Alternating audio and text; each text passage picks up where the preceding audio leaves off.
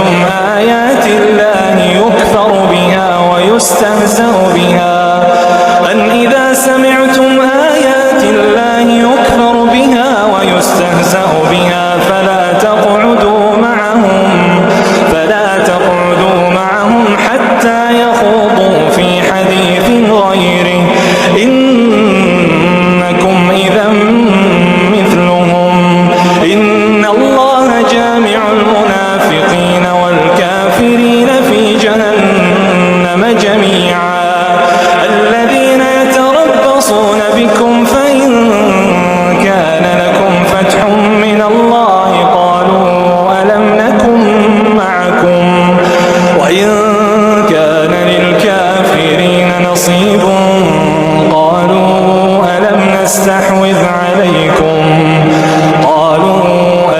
نستحوذ عليكم ونمنعكم